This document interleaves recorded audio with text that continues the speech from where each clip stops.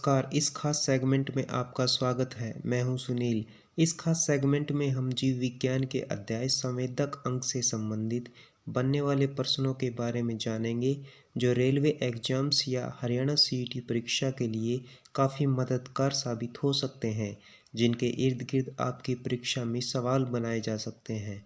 तो आइए डालते हैं संवेदक अंगों पर बनने वाले प्रश्नों पर एक नज़र। नेत्र की पुतली का आकार नियंत्रित होता है आइरिस द्वारा। नेत्र के पारदर्शी अग्रभाग को कहा जाता है कॉर्निया। कान की सीमा पर एक फैली हुई झिल्ली जो ध्वनि तरंगों की प्रतिक्रिया में कंपन करती है और श्रवण संकेतों के संचरण में मदद करती है ईयर ड्रम।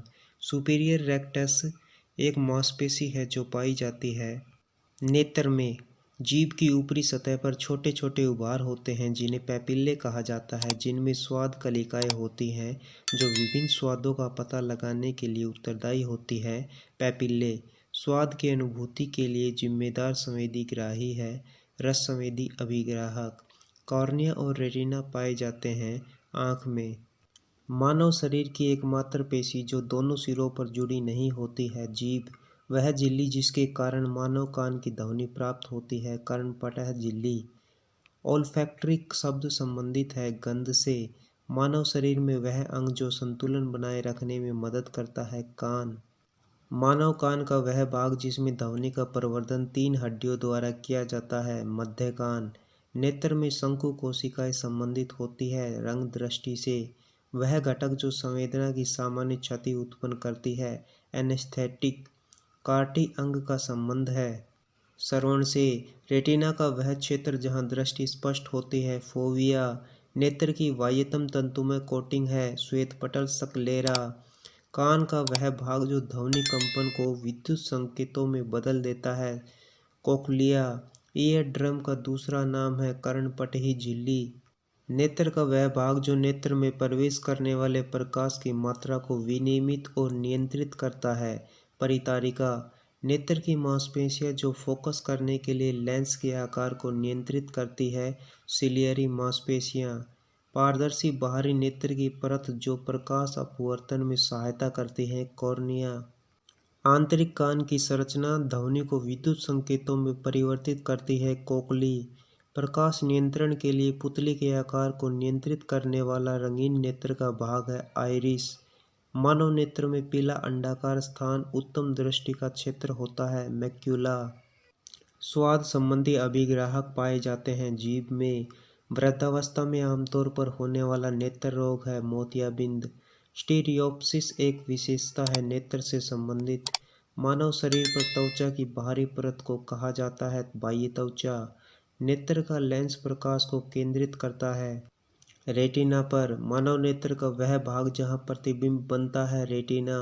रोंगटे खड़े होने के कारण हमारी त्वचा के रोम छिद्रों में मौजूद छोटी मांसपेशियों का संकुचन है जिसका नाम है अरेक्टर पिली।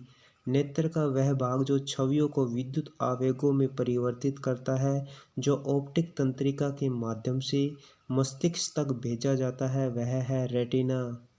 घ्राण संबंधी प्रापक मौजूद होते हैं नाक में। सूंघने वाले संकेतक संकेत देते हैं गंध में परिवर्तन का। मानव शरीर क्रिया विज्ञान के संदर्भ में प्रश्न कपाल पाली मुख्य रूप से संबंधित है दृश्य सूचना से। मानव कान का वह भाग जो श्रव्य ध्वनि तरंगों से जुड़े दबाव भिन्नता को विद्युत संकेतों में परिवर्तित करता है कोक्लिया। जीभ पर मीठी स्वाद कलिकाएं स्थित होती हैं अग्र पर। कड़वाहट के लिए मानव जीभ का संवेदनशील क्षेत्र है पीछे का भाग। मानव की आंखों में रंग दृष्टि प्रकाशग्राही कोशिकाओं का भाग है शंकु। मीठा कड़वा नमकीन उमामी और खट्टा है जीभ के स्वाद। मानव जीभ का कड़वाहट के प्रति संवेदनशील क्षेत्र है पश्च भाग। यदि आंख का लेंस अपारदर्शी हो जाए तो नेत्र का रोग कहलाता है मोतियाबिंद। आज के लिए आपका होमवर्क का प्रश्न रहेगा रेटिना का वह क्षेत्र जहां दृष्टि स्पष्ट होती है ए फोविया, बी आइरिस, सी कॉर्निया, डी परितारिका। इस प्रश्न का उत्तर आप हमें कमेंट बॉक्स में ज़रूर दें कि इसका सही उत्तर क्या है। तो फिलहाल इस सेगमेंट में बस इतना ही। बेहतर तैयारी के लिए हमारे चैनल HR दृष्टि को लाइक शेयर और सब्सक्राइब करना ना भूलें। मिलते हैं नेक्स्ट सेगमेंट में। तब तक के लिए नमस्कार। हमारी टीम कोशिश करती है कि हमारे द्वारा दिए गए कंटेंट में कोई भी गलती न हो। यदि किसी सोर्स या ह्यूमन एरर की वजह से ऐसी गलती हो जाती है तो इस वीडियो के कमेंट बॉक्स में उस गलती को सुधार कर पिन कर दिया जाता है।